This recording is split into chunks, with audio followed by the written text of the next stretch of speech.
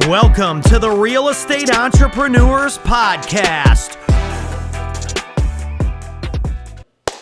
Welcome to the Real Estate Entrepreneurs Podcast. Today, we have a rock star in the house, literally a rock star. Like this guy used to tour, play in, I don't know, like stages and stadiums and things like that. And now he's actually helping people scale their businesses. Mr. Forrest Blackburn, man, thank you so much for taking the invitation to come to the podcast and tell us about your journey, man. Who are you, brother? Like, where do you come from? Thanks for having me, Ricardo. We've been talking about this for a minute. Yeah. I'm happy to be here. Yeah. So, boy, 10,000 view perspective, right? So I got started in the entertainment business as a child, and I got into acting, and I was doing stage, in New York and in Seattle, regional and national theater, and doing all kinds of stuff there, and it was fun, right? It got me in front of people, and it really enabled me to hone in on how to control a crowd. Right. Which fast forward we'll get to is in training seminars and things like that. That really kind of got me there. But you know, I was an actor, and at the same time, I was getting all these gigs to go and sing and do nights of music and do all these things, and that's where I was getting paid. I was getting all these checks from those. Right. But I wasn't hitting it on the acting like I really wanted to. So people were giving me money, and I said, that's fine, but I'm really working on this. Right. And later in life, it all starts to make sense when you're trying so hard to make something happen. You forget about all these other little things that are going on that can actually butter your bread and get you to where you want to go. Right.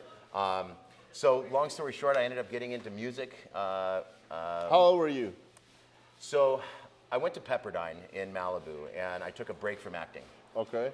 I called up my agents, and Were you on a major commercial movie, something like that when you were acting? I did some commercials. I did some TV shows for Disney and some cheesy, corny stuff. But mostly it was mainly theater because I had a voice and I could act, and that just seemed to be an easy thing for me to do. From there, I ended up switching gears and going strictly into music. I took a break. I went to Pepperdine. I took a break from acting. I told all my agents and my managers that I'm done. I'm taking a break. I'm going to go be normal and go to school like everybody else. Yeah. So I tried that, and I just couldn't be normal.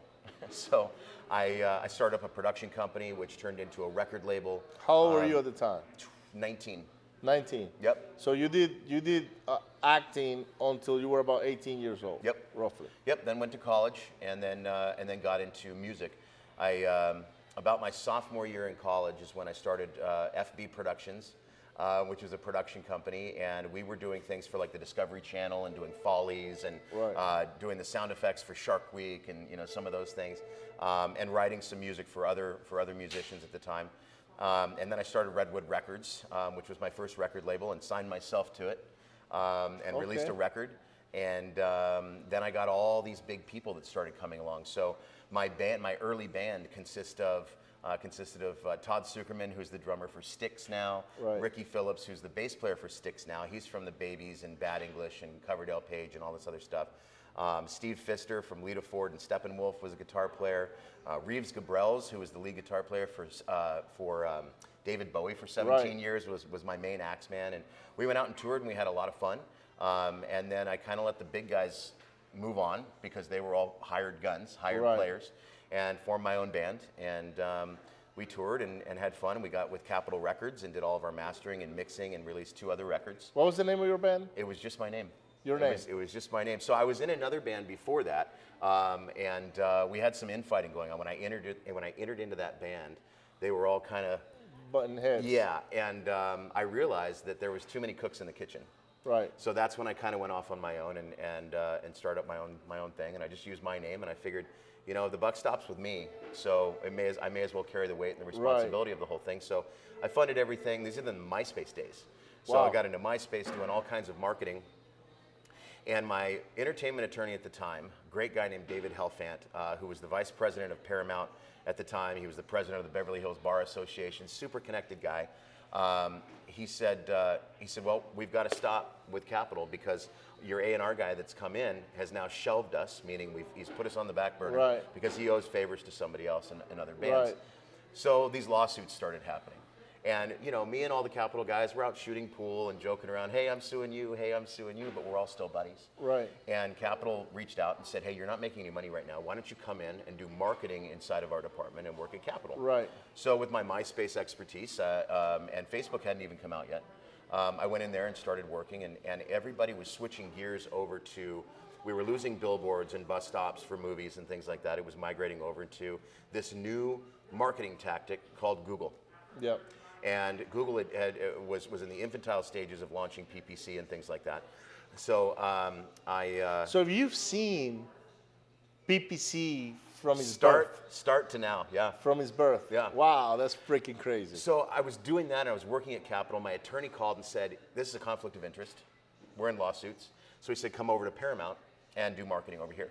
So I went to Paramount, was there for about 6 or 7 months doing marketing there. The UFC called, right, the fighting championship out in Vegas. And they called and they said, we need a music supervisor to supervise all the music for all the fighters, for all of our documentaries and our docuseries, the intros, outros, and all that kind of stuff. And they said, you pick all the music you want. So I said, okay, and they said, if it's a Latin fighter, we want Latin music. If it's an urban fighter, we want urban music. If it's some bald white dude with a big beard, we want metal, right? We want all this rock and roll. And I said, so what artist do you want? And they said, no, that's for you, whatever you decide. So I made sure that I had clarity on that. And then I turned right around and licensed all my own music. Wow. So to this day, it's still the only thing that pays me on music is the licensing that I did for the UFC. I've been in 211 pay-per-view fights and all these different series, and my music gets played all the time, and that's where my music has gone to live. Wow. And I haven't been on stage in 15 years. That's amazing, doing music, man. So. And I guess that's how you make your base living, right? Is from your royalties and. Yeah, there's always that. Every quarter, I get a nice little healthy deposit into the bank account. Nothing wrong with that. And I don't have to sing or write music. I don't have to expand my music catalog or anything like that. So. Have you ever thought about coaching people that are in the music industry on how to own their masters and all other stuff? I have. I've talked to. So I'm partnered with a recording studio in Los Angeles, and I do help I try to mentor a lot of those people that are coming in. Most musicians, you're very lucky if you make it. Extremely lucky if you make it. Yeah. You're just lucky if you find a lounge that'll give you a residency. Right. In Southern California, which is where I'm based out of, everything's pay to play. So they're not like, hey, we want you to come play at this venue. Right. They say you have to pay X amount to play at this venue, Right. and we'll give you those tickets and you can sell them. So everything's pay to play, and it's not like in Ohio or other places where they'll pay you to come and be there. So the Southern California music market is a difficult animal. Well, because there's so many musicians down here, right? Everybody's wants to in the come to entertainment Hollywood, business. right? Yeah. You bet. And they're all dreamers. They all have a big dream. They're all very creative, and the business acumen is very rare to find. Right. And there's just not a lot of money to work with. So mistakes can be catastrophic. Right. You make a mistake for $1,200 buying the wrong CD cover, it's over. Right. Wow. You got to call mom and dad again, and mom and dad are always going. It's a music career. I mean, I support your dreams, but that's real tough. You know. So I do try to work with a lot of those folks. The problem is they don't have a lot of time in between their regular gig and then trying to write music and things like that. So it is a hard industry to work within. So when I was doing the UFC and I was out in Vegas, they put me up there for a little over a year. It was a lot of fun. But I don't really go to Vegas anymore to play because I live there. Right. You know, it's like if you lived at Disneyland, and I Yeah, say, yeah. you want to go to Disneyland? Yeah. I'm good, right? So I was out there and they said, we'll renew the contract. And I said, no, I want to go back to Orange County and get into this whole Google thing. Right. Which then became named as SEO, and then all the marketing started happening from that. So in 2009, I came back from Vegas, and that was my goal. I moved to Laguna Beach. I wanted to work at a company in Irvine, and I found a company that was doing Google marketing in Irvine. And I went and sat down with them, and they needed help kind of getting everything put together. They had multiple offices, sales offices. So I went in and I started taking over those offices and making them my own and putting in my own training and my own salability and just how I talk to people and Right. putting that into a program and just making things make sense to people over the phone, using euphemisms and things that people really can grab onto and have it make sense to them. What's an euphemism? Well, when I say things like, I drive to LA a lot from San Diego, and oftentimes I forget that journey. By the time I get to LA, I don't even remember Right. that. So I wouldn't have been able to see that new funny billboard up there, or Got it. that Lamborghini You are on the not a side of the pilot. road.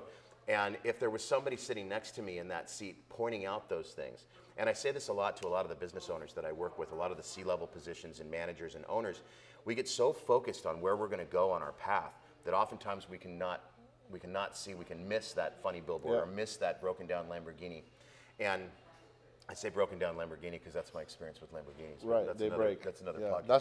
that's why we like Ferraris. Yeah, that's right. We were talking about that earlier. Yeah.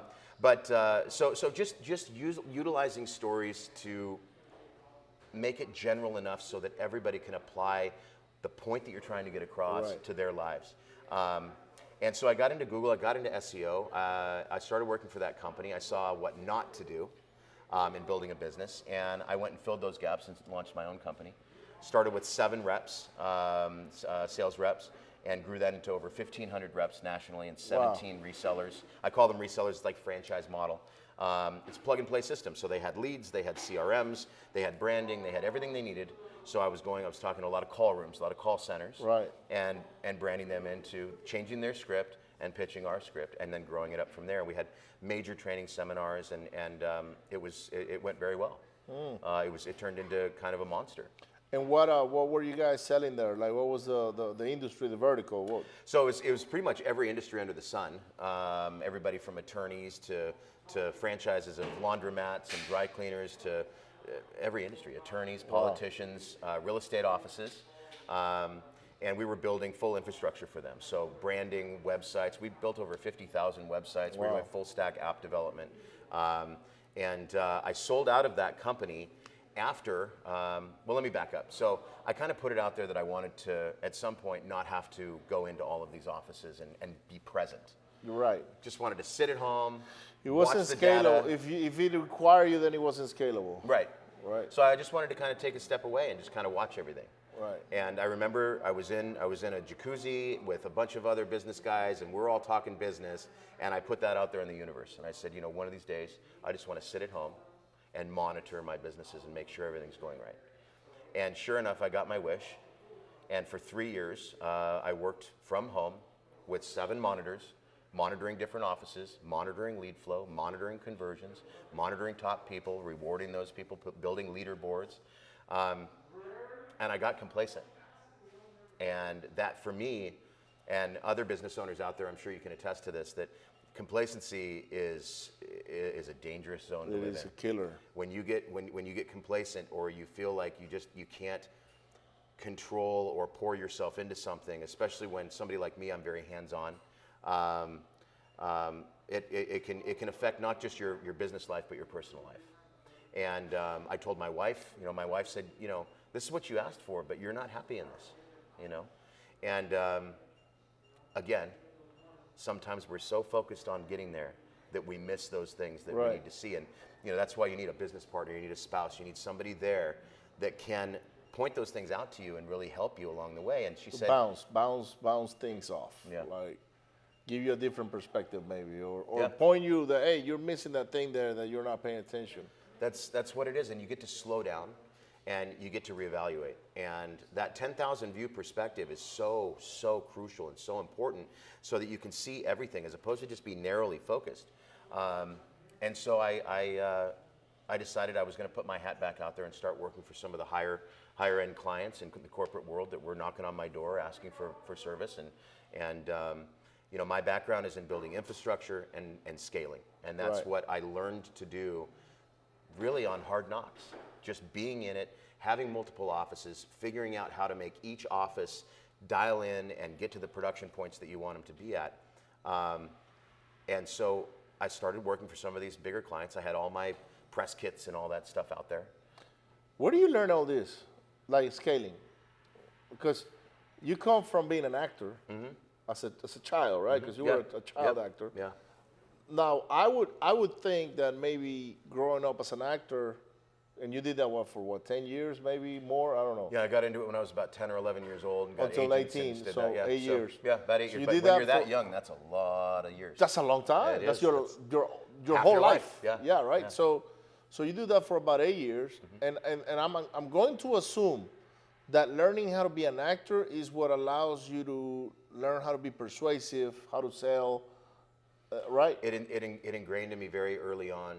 We talked in the beginning about being in front of an audience and being able to lead that audience and get them interested and get them excited and get them fired up. And whether you're at a seminar and you're selling a product or you're in your own office and you're just trying to get the team riled up so they can go out there and do some sales, it's very important. The excitement, the anticipation, building all of that is so crucial to your team, to your audience, right? So I took everything I learned and I just kind of formed it together. And building scalable businesses and just sales enterprises in the corporate level, every business is different, right? But the methodology and the mechanisms behind it and the fact that every gear on a clock, if you look at one of those watches where you can see all the skeleton movement, every gear is just as important as the other on the back of your watch, right? I think this one has a back like that. Yeah. So you see all those different gears on there. And just because that one is bigger than the other doesn't make it more important. Right.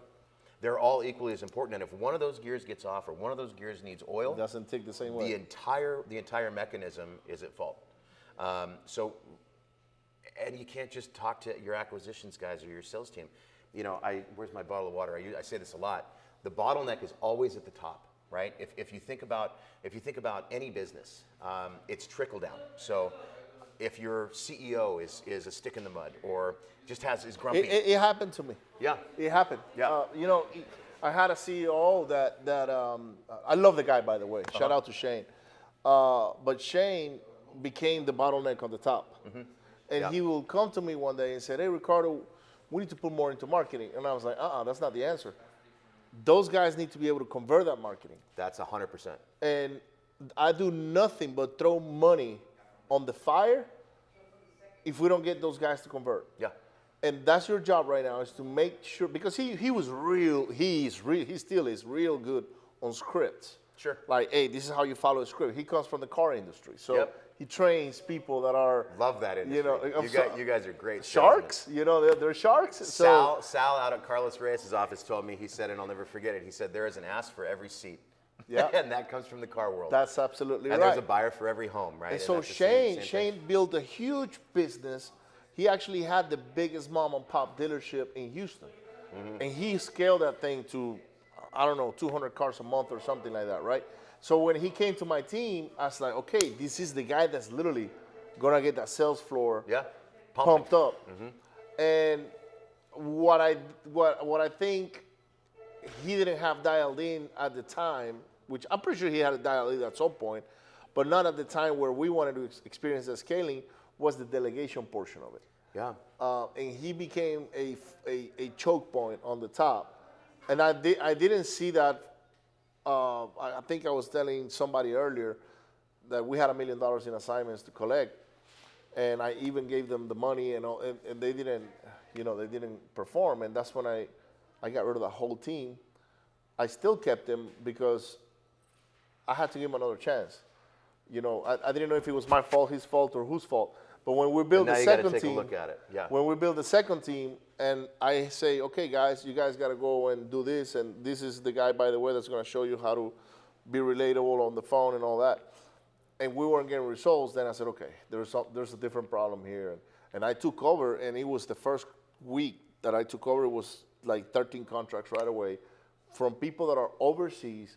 They never live here. They're buying and selling homes. But all they needed to do was be empowered. Yeah. And that's what he wasn't doing. He wasn't empowering them. He was teaching them, and they learned well. Sure. But he wasn't empowering them. So going to you, because scaling is not, people think, scaling, just go big, go wide. Yeah, just go throw more money at it. Just go hire more people. And yeah, to your point, everybody has a role and everybody has a lane. And I'm sorry, you said Shane? Yeah, Shane. Shane, yeah. And God bless Shane for giving it his all, but sometimes, and as business owners, this is something that we can overlook. Everything is Tetris. Everything is a chess game. And you have to do one-on-ones with your team members. You have to do one-on-ones with your managers. You have to do one-on-ones with your partners. You need to figure out where everyone's strengths are. You know what yours are, and you know what your weaknesses are. 100%. So you should never waste any of your valuable strength time on your weaknesses. Hire somebody, delegate, right? No, Hire somebody to do that. Find, everybody's, that whole adage, a square peg in a round hole. Yeah, you can have an entire office of square pegs with round holes, or you can figure out where the square holes are, and you can fill them with those good people. And always. But where do you learn these? Because that's a skill you have. You have a skill to scale, right? You can scale literally anything from a hot dog stand to a flipping operation, which I don't advise to do that. Scaling flipping is a difficult thing. Scaling wholesaling, scaling portfolio, that's different. But scaling flipping is a challenge. But where do you learn or where do you get the basics for you to say, okay, I'm gonna scale that agency that you guys had to 1,500, franchises or offices? You cannot scale nor build. You can't build a skyscraper on top of a one-story sand foundation, right? So it really comes down to getting your infrastructure in place and testing it. You want to try and break it, right? As soon as you have something set up and you think, wow, this is a great SaaS product, or wow, this is a great infrastructure, this is a killer sales team, try to break it. Try to go in and do some things to try to break. That's where you're going to find out where the holes are, and that's the way you can fix them. And then you dial up a little bit more, and you see your ratios. Let's increase spend by 10%, and let's add on 2 more acquisitions people, but let's get them trained, right? And you were talking about that too, as far as let's just throw money at marketing. No. Well, that's one part of it, but that comes afterwards. It does. You don't. If you're going to have a surprise party for somebody, as soon as they walk in the door, that's not when you tell everybody, okay, everybody go hide now. No. You got to orchestrate that shit before the guy shows up, before the lead walks in. You've got to have your team ready to yell surprise, right? So you've got to coach them. They've got to be ready for these leads. They've got to know where the leads are coming from, what the campaigns are. I make sure that if it's an inbound PPC lead or something from social, the sales rep knows exactly what the search term was. So then we can go into an entirely different script. If they searched how to sell my pre-foreclosed house, we're going to go to the pre-foreclosure script. If they say how to sell an inherited home, we're going to go to an inheritance script, right? So that way they can be really ahead of it, and they can be ready to yell surprise, not after they walk in the room, but they're ready for them before they get to the party. And that's the biggest thing, is training. So I spend a lot on training. I invest a lot in training. Investing in your people is investing in your business. And if you hire good people and train them to do good things, they will do good things. That's what we're doing right now. We're actually heavily investing on the acquisition side right now. We got Sonia's training, Jerry Green's training, any training that you can think regarding acquisitions, we got it. And they're all going through it right now. We have a one-on-one that's doing with them every week, because I can only take them so far. Yeah. And there are people out there that are far more talented than I am in that specific niche, acquisitions and things. I'm good at acquisitions, but I'm not going to say I'm the best. Sure. I'm the best that I can be. Yeah. Right? Yep. But you're always getting better because you're always learning, and we're always talking, and I get it. So, all right. So you go and you build that business that you exited later on. Yep. When is it that you bump into real estate? Well, so growing up, I'm 4th generation real estate. So my dad, his father, and his father before him were all in land. So you were around it all the time. I mean, I remember sitting on my dad's knee when he's going out and walking properties. And my dad was wholesaling commercial real estate before the term wholesale was out there. Yeah. I remember I was probably 6 or 7 years old, and we went out to look at a property in Palm Springs, and it was an 8-hole golf course with a little shithole country club type thing on it, and that was it. So he locked it up and took it down and did a year contract or something along those lines. He zoned the entire thing out, turned it into an 18-hole on paper, had everything built out, had 246 modular home units abound, everything zoned and everything ready to go. That package is what he sold. Wow. And so he was doing that all the time. And when I started getting into wholesaling, by way of introduction to it by Tariq Al-Musa from HGTV, right. I was telling my dad how this goes, and I said, "Isn't this the same thing that you've been doing all this time?" He said, "Yeah, it's the same thing. It works every time. You just keep going with it." And my dad's a developer and everything like that. So I grew up in real estate very early on. It was always you were around it.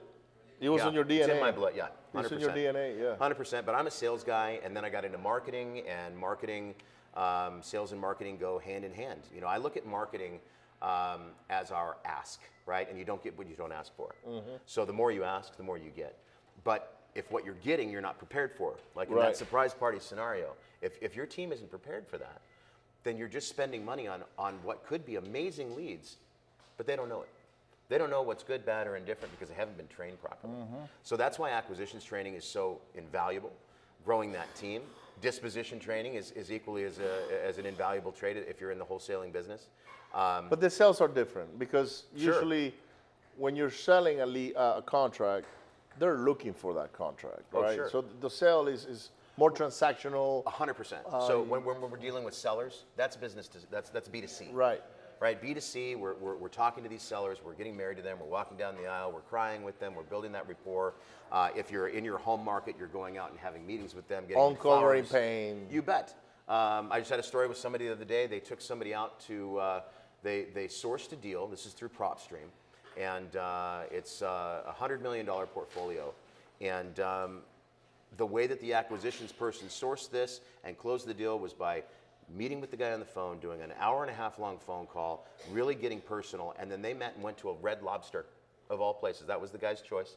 75-year-old gajillionaire. He wanted to go to Red Lobster. They sat down, and he did the deal and got this portfolio locked down at a Red Lobster.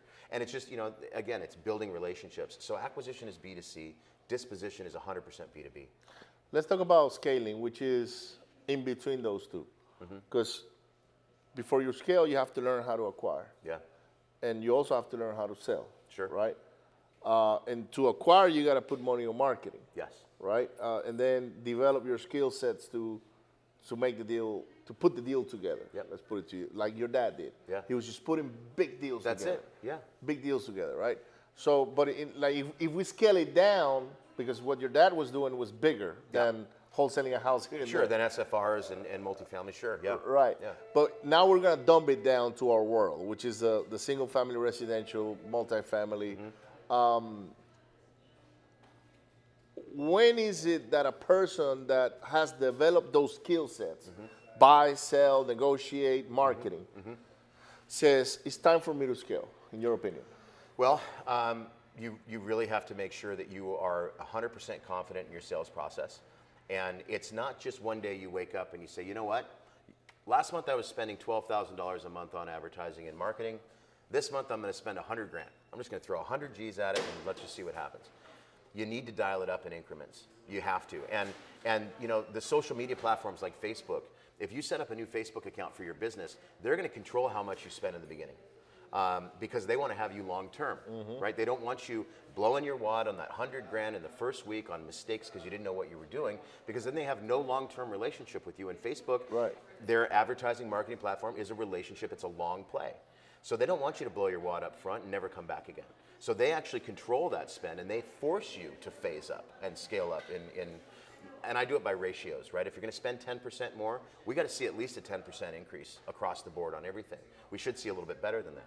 Then we increase another 10%, we should see that other 10% increase. If we don't, we pause, we go back, we dissect what's not working, we try to break it a little bit, we fix it, we fill that gap, and then we go again, and we just dial up in increments. Once we get to a point where every phase and every increment that you're dialing up is hitting those ratios, and you're confident, then you can literally dial it up and just open up the floodgates.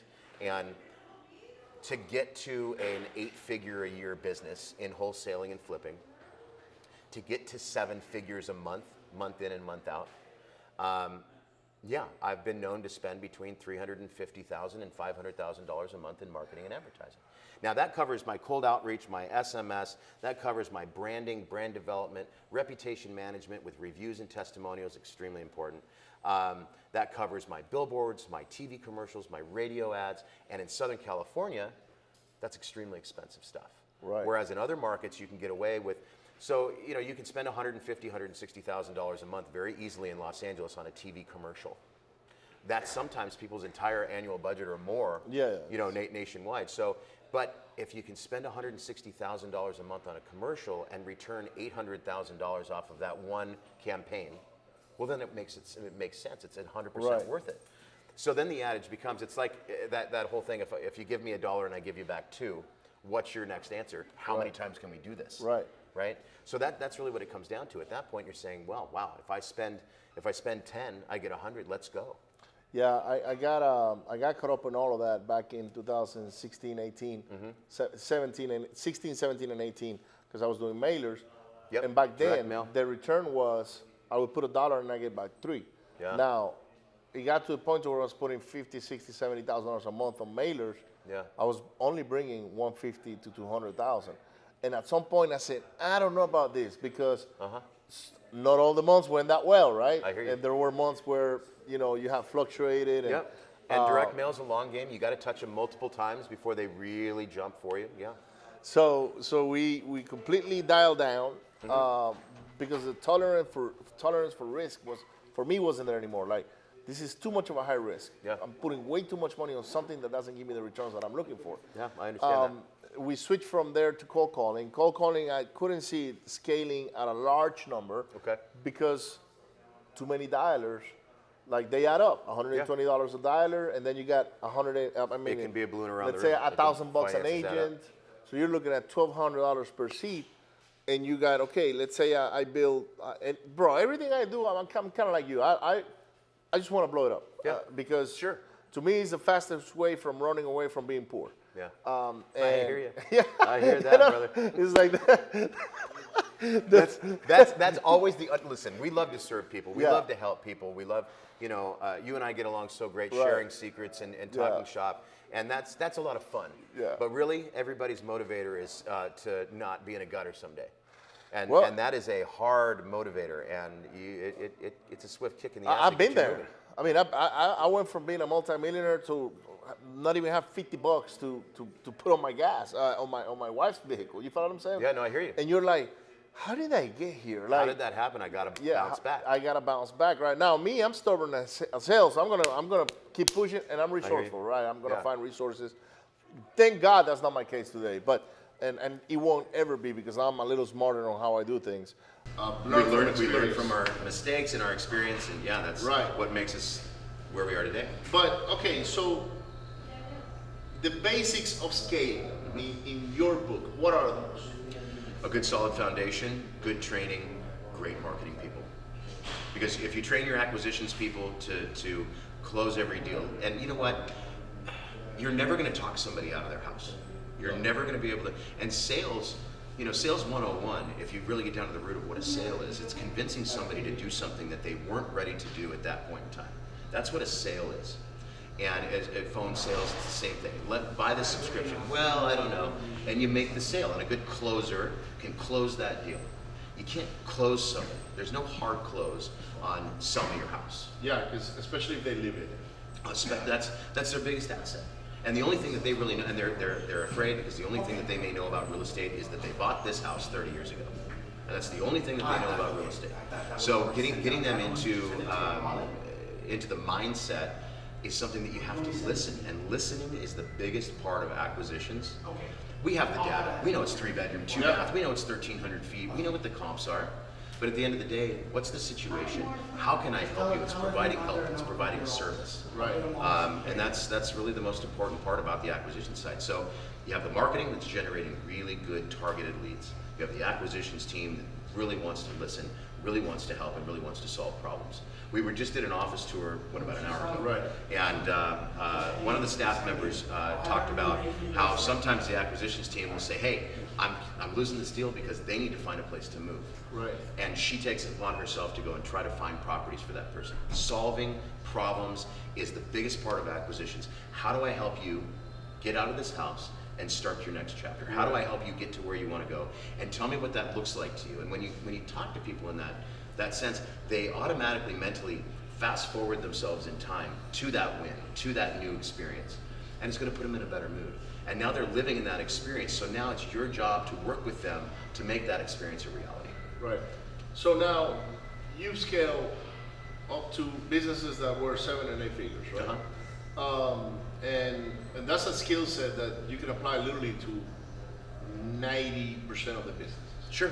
I'm not going to say 100%. And not everybody has a business that can be an 8-figure business. It's just not that niche. Right. But with all the niches that I've worked with, the formula stays the same. And what I find very interesting and why I have married myself to the real estate industry and wholesaling and flipping and short-term rentals and just the entire industry is because what I have learned in all of these different facets, for whatever reason, it's all in a blender and it lays into this industry so perfectly and so well that it makes me happy when I'm going to work with somebody, right? Because I know where they're going. I know exactly where they're going to be. Now, again, selling is listening, but also following direction is listening too. Yes. And I get a lot of, well, what I used to do with, no, we're not talking about that. Because if we're talking about that, then we're talking about a time before I was here and before we're working together. It's all about new, it's all about staying focused, and it's all about really taking a look at your role. Every single role in a company is their own business. Your acquisition number 3 guy, gal, that's their desk, that's their business. So they need to know their numbers, they should know their conversion rate, they should know how many leads they're getting, they should know what campaigns are servicing the best for them. So when they have a lead come in, they really take that one seriously. The other one, they say, hey, this one's better for you, let's switch leads. That's totally fine, but they've got to know their business. And that's just the acquisitions person. So many business owners that I work with, I ask them, what's your conversion rate? Let me find, where's Timmy? Where's he at? You know, they don't know. If you don't know your numbers about your own business, who's driving? Who's driving the car? No. You're just wearing the race car driver's outfit, but you're not driving the car. It's on autopilot. True. That autopilot might not necessarily go where it goes. Even Tesla's had a few issues with their autopilot crashing into some things, right? So no, but you can get to that autopilot. You can definitely get there as long as you focus on every single gear of that watch. Right. And every one of those gears is just as focused on their numbers moving forward. And healthy competition's great. Everybody should know where everybody else's numbers are. This is why it's good for us in our industry, because I call you and I say, hey, what'd you do last month? And you tell me, and I go, oh shit, I got to turn it on a little bit more. And it's that friendly competition. So we need to know what we're doing, and our acquisition person needs to know what the other acquisition person is doing.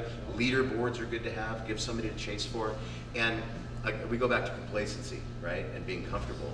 That's a really dangerous spot. And if you've got a star rep, an all-star acquisitions person who feels that, hey, I'm buttering the bread of the entire company, I will never lose my job. I'm going to be an hour late today, I'm going to leave an hour early today. They're not going to do anything about it. Well, that person needs to see that you're constantly hiring, you're constantly interviewing, and they will work harder. As human beings, if I said, listen, go out and if you get that deal closed by Friday, I'll give you a $10,000 bonus. Everybody wants that, right? That sounds fantastic. But if I told you, if you don't close that deal by Friday, I'm going to be looking to fill your seat. Yeah. As humans, we protect a loss more than we force a win. And if they don't get that bonus, they still have their job. Everything's still fine. Their wife, girlfriend, they're not going to be upset at them. You know, they can still make their car payment. They have their job. But if they know that there's a certain amount of negative impact if they don't move the company forward, your company forward. And again, every owner, this is your baby, and these people are just extensions of you. And if those bullets you have in the chamber are duds, or they're too comfortable, and they only want to go a short distance, you got to replace them. Yeah, that's exactly what we did. We just literally replaced everybody. The only guy standing is Caesar. Yeah, I love Caesar. Yeah, good dude, he's man. a great guy, bro. And the beautiful thing about him is that he came with no preconceived notion of what was going on. Yeah. So for him, it was all new. Yeah. And he can see the potential and say, yeah, I don't know why these guys didn't do this. I knew the money was there, you know, and it didn't get collected for some reason, right? And I was like, well, that reason is the same thing, complacency. They were just okay with collecting their $500 check on Friday and moving on, right? And I got tired of that. I'm not complacent at all. You know, have I gotten complacent in the past? Yeah, possibly. Sure. Like, we all have, right? We all have. Will I get complacent in the easy future? trap to fall into. Maybe, who knows? But right now is not the time, right? And especially with all these great things that are happening in this new age of real estate, you know, where there's technology involved now. We're sending text messages and people are replying right away. Dude, it used to take me 5 to 10 days to get responses on letters. Yeah. Oh, for sure. It takes me seconds. Yeah.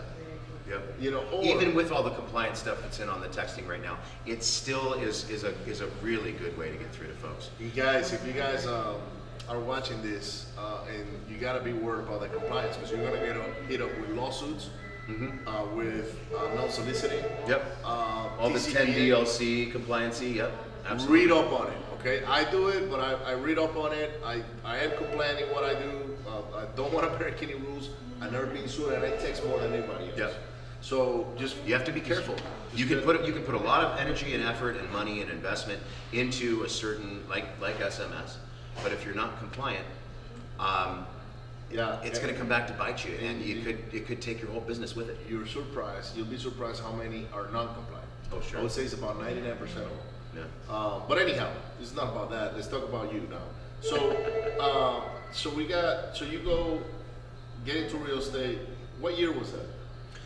Well, so I started getting into real estate when I started getting my real estate license when I was out there in Vegas at the UFC. Because I was thinking, what am I doing next? There's that Google thing, right? Okay, but then there's also real estate, which is in my blood. So that's when I really started looking into real estate, and that was back in 2009. And then I got very busy building a marketing company and growing that. And, you know, it's a sales and marketing company. The product was marketing and the service was marketing, but you got to have really good salespeople, to be able to fill those calls. So I focused on that.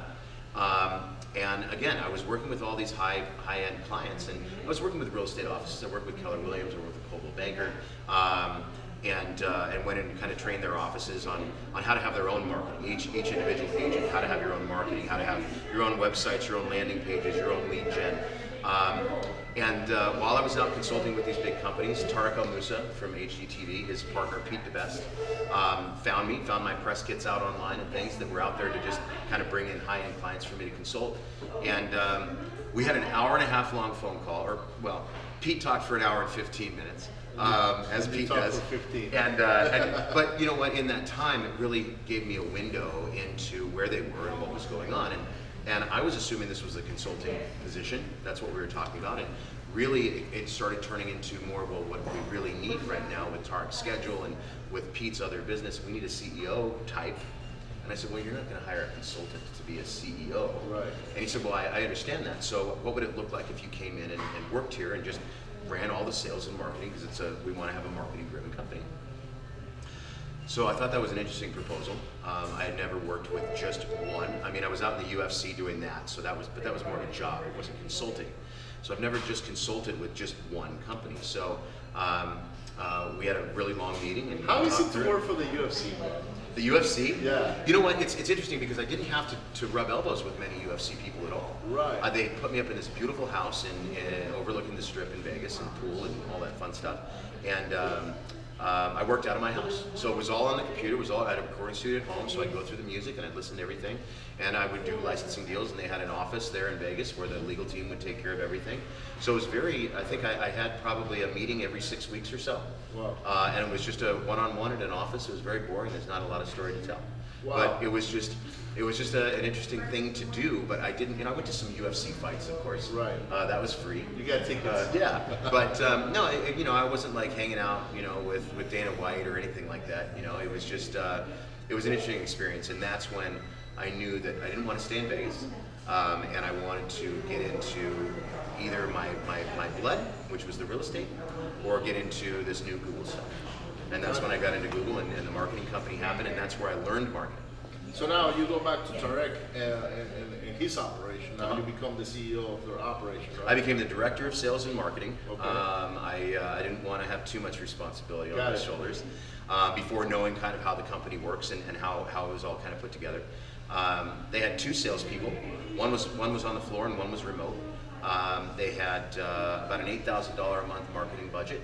Most things were word of mouth that were coming in from Flip or Flop or one thing or another, just because Tariq's a big celebrity. Yeah. So and he has a few brands and a few different shows, and that's really where the lead gen is coming from. But that's not going to cut it. No. And I found too, and it's a double-edged sword because a lot of Tariq's fans and watchers. Some have a home to sell because they're in that predicament and they need to sell. And a vast majority of other ones just want to know what color throw pillows to throw on the sofa or what backsplash to do. So there's not a lot of distress there. So we'd field, and we set up perimeters and filters. We'd field a fair amount of calls where people just wanted to talk to Tariq or just wanted to say, hey, I love your show. That one house you did was magnificent. Right. So we needed to kind of change our marketing and skew our marketing not for fans of Tariq, but for people that really needed to sell their home and trusted Tariq to be able to do that. So for me, working with a company that already has a brand that's established, and also has the financial means to be able to grow, it seemed like a no-brainer for me to go in and really help them. They had this great brand, they've got the money, and they had all these different software things. They started using InvestorLift back when it was a secret, right? But there was nobody in-house to really conduct that or understand that. And their IT bandwidth, their technical bandwidth was a challenge. So I came in and we started implementing the tools properly.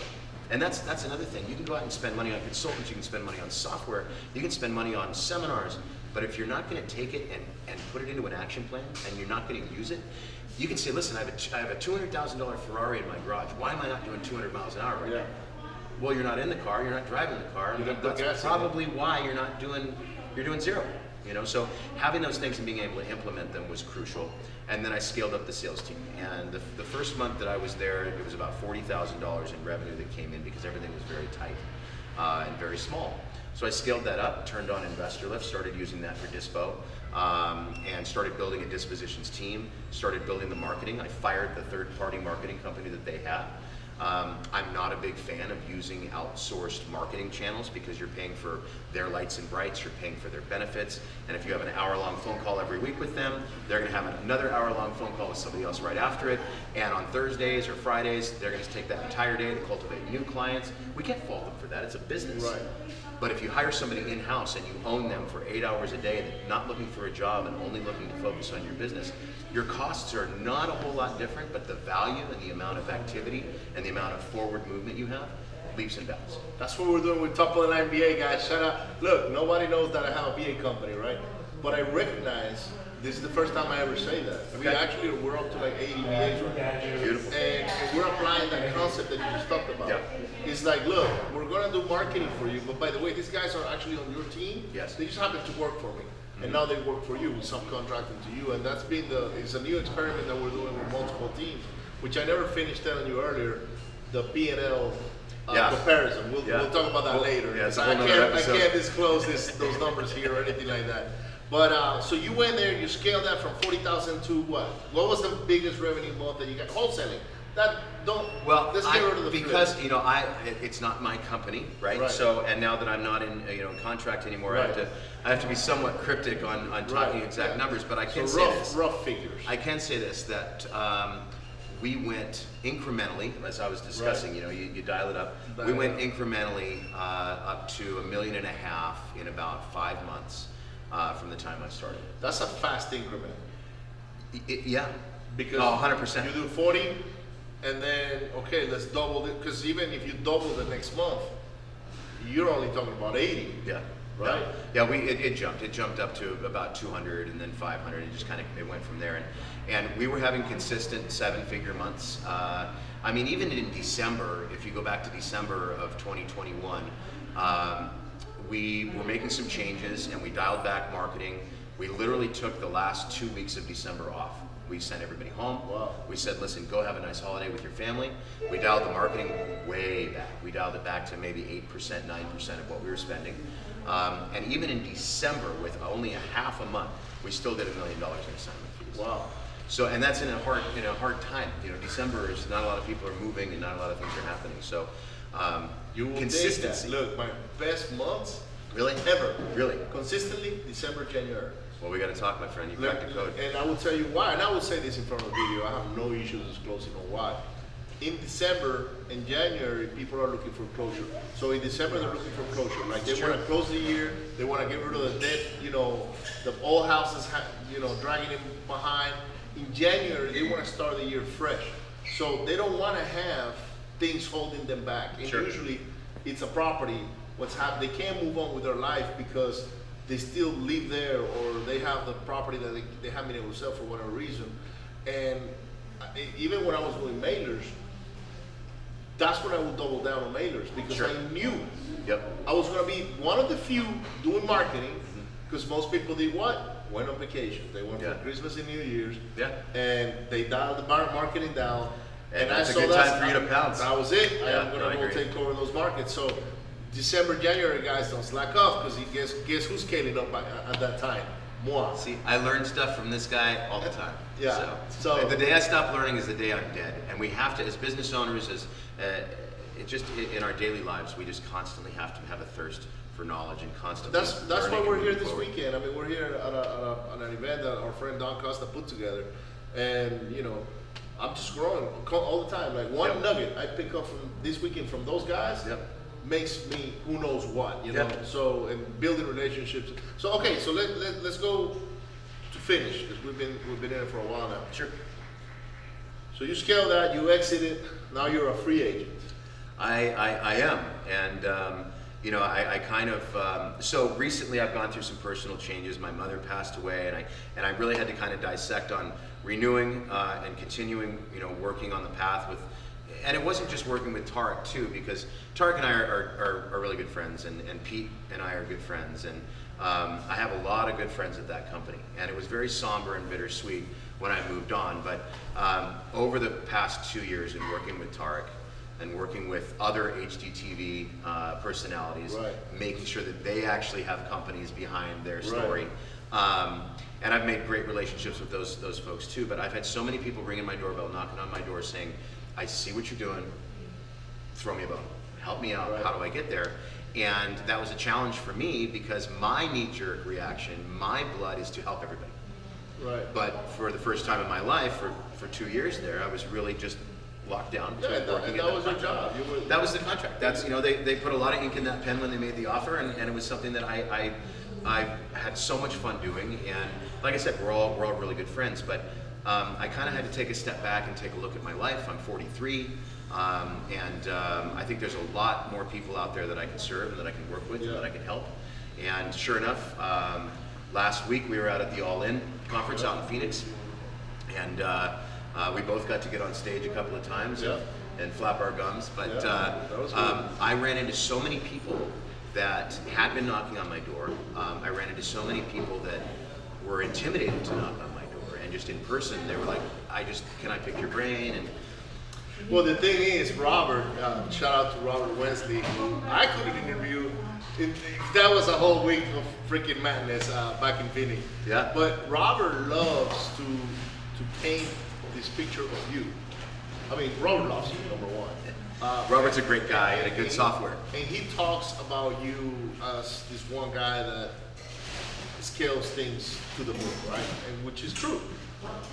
But usually, if you're that little guy and you're listening to Robert, and I'm just using Robert as an example, I'm pretty sure there's other people that may say the same things, or better, or who knows, worse. They're all on the payroll. Right, they're all, yeah. So, but Robert will come and say, oh, Ricardo, you gotta meet Forrest when you go to California, because he will say that to me. And I was like, who is Forrest? Yeah. And like Forrest, he's working with his team, and they scale to like $2 million a month, and all 8 figures, and blah blah blah. And he's the greatest. He's a hell of a promoter, Robert. And so when he promotes you, he creates this big persona, right? Yeah. And some people might be intimidated by that, because I'm like, I don't know if I want to go knock on his door. He might reject me, like, because he's so big. And he's the opposite, 100%. Yeah. Because when I met you, he's like, "What's up, dude?" It was like, "Oh." No, I love everybody. I'm a friend to everybody. But no, it's being able to help other people. That's really where I want to go, and that's really what I'm doing now. I've got some great things. You and I are working on some things. We have some seminars coming up, and some things we're going to be doing in Miami and some places. At 10 Growth, guys, Forrest is going to be there June 24, 25, 26.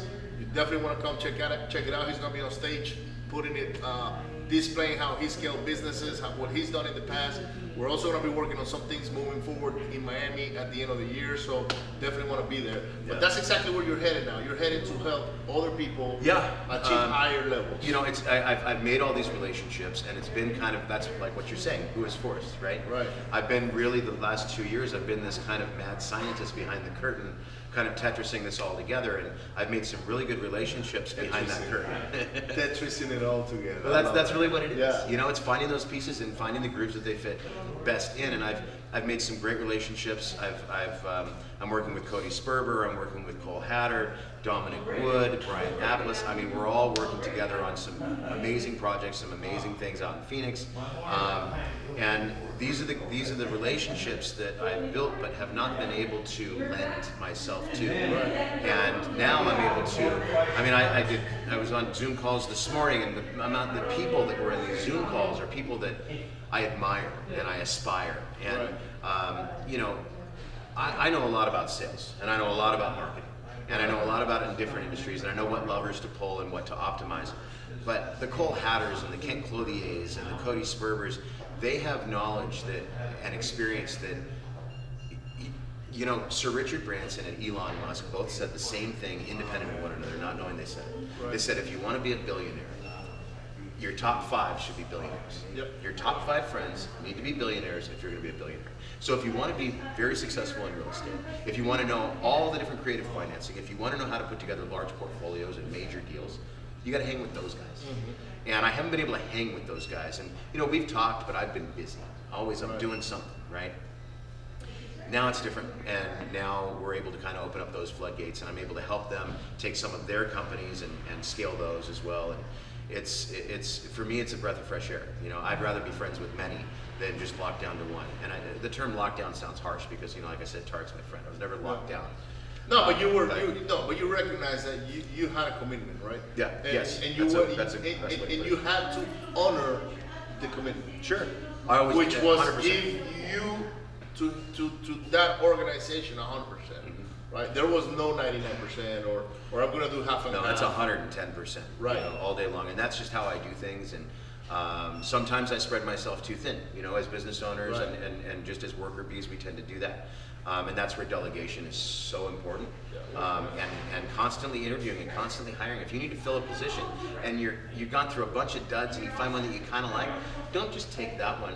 Keep going. I mean, it could take you 6 months to find the right position to fill. Right. But delegating that off to somebody who's credible that you can count on. You know, I used to say about salespeople, finding the right salesperson means that's somebody. If I had to go to court and I didn't show up and they were there, I'd feel confident that they would do better or as well as I would do.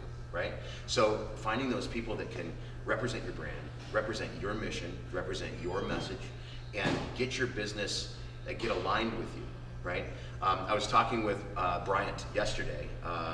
Bryant and Cody are out in my neck of the woods for Cody's brother's birthday, wedding. And we were talking yesterday about having everybody on your team rowing, and rowing in the same direction. And you don't want that guy that rows and then 1, 2, 3, okay, now I'll row, and then 1, 2, and skipping that row. You're out, you're gone, dude. I can't have you here. So let me tell you a little story. So we watch, as a team, we watch this show on, it's I think National Geographic maybe, but it's on YouTube. Okay. It's called The Selection. Okay. It's a bunch of ex-military that come together to train civilians into Navy SEAL type training. Okay. Right? Yep. And the first and the second episode, they're just beating them up to death, right? Push-ups, this and that, you know, standing in formation, walking. But there comes the episode where they gotta carry the log. Okay. And these logs are heavy as hell. I mean, Sure. these things are a few hundred pounds. But it takes the whole team to carry the log. Teamwork makes the dream work, And right? you can tell who's actually slacking off on the log. Yeah. Because the other guy next to him or on the They're other both corner, sweating. they're struggling, Yeah. right? And so, but if we use that example, guys, that log, that's the lead. Yeah. And we all need to do our Band part together and do it. on the lead, whether it comes from qualifying the lead, negotiating the lead, you know, making sure the lead is clean through transactional coordinating all the way until we dispose of the lead. Yeah. We're all carrying the log. Yeah. And one of the other reasons why I show that video, that I love showing that show, to especially to my team, the one in We Buy Same as Cash, is that they understand that if they don't carry the log, they get to move on. They get to exit the show. Yeah. So would you just describe the same thing? It really is, and you know, you have to be willing sometimes in a sales environment to sacrifice the one to save the many, right? And sometimes you have somebody on your sales team, your sales floor. They may be the best person you have, but if they're creating an anti-synergy, if they are the anti-synergy for the room, if they're tanking your sales floor, I call it pissing on the sales floor. So it's not very G-rated, but even if they're your top producer, sometimes you have to sacrifice the one to save the many. We've done that multiple times. I have to say, brother, I love you. I thank you so much for you coming here with us and making things happen. But from now on, we just gotta go in different directions. Yeah. Multiple times. Sure. I don't know how many times I've done it. And yeah, that doesn't mean they're not talented. That doesn't mean they're not badass. They may just do better at another company. They may be better working in the same space, but in a different ecosystem. Maybe the ecosystem and the tribe that I've created here just doesn't gel with you. That's fine. That's fine. I wish you well. We're friends. I'll give you a letter of recommendation. Yeah. Whatever you need. But when you have an ecosystem that is working and you have a tribe that is just clicking together and working, you got to make sure that everybody is rowing the same amount of rows. Otherwise, it's just dead weight. It's going to pull you back. You're going to have costly mistakes. It's not going to be efficient. And it really kind of paints a target on the entire acquisitions team's back because you've got one person who's not growing. And you look at your acquisition numbers as a whole. The marketing team has to analyze their numbers. How many leads came in and how many were closed? And typically marketing and sales, the teams always have an issue, right? Sales members are going to say the marketing suck. And the marketing department is going to say, well, the sales team does not close the deal. Right. So you got to have those working hand in hand, and you've got to have all cylinders firing for it to really work. They've got to be trained, and the leads have to be warm. It's just a recipe, and it's something that is a blueprint that I love implementing into businesses and watching it flourish. Wow. Well, brother, thank you so much for your time, man. This was a great episode, guys. If you guys don't know who Forrest is, you guys got to go find it. How can people get in contact with you? ForrestBlackburn.com is a website that is growing right now. It's up. You can go there. You can find me. You can contact me. Put yourself on my calendar. If you're a business that's doing $100,000 a month in revenue or $200,000 a month in revenue, I want to talk to you. I can easily get you to the next level. We're going to double that and we'll take it from there. But I want to work with you. You have the fire in your belly. You've got the money coming in, and I'd love to help. So I'm here. So yeah, just ForrestBlackburn.com. Get yourself on the calendar. It's a no-brainer, guys. Brother, thank you so much. Thanks for guys, having me. attendgrowth.com, June 24, 25, 26. We're only about a month away from it, so 15 tickets left for VIP. That's crazy. We got maybe 100 for general admission left, so I'll see you there.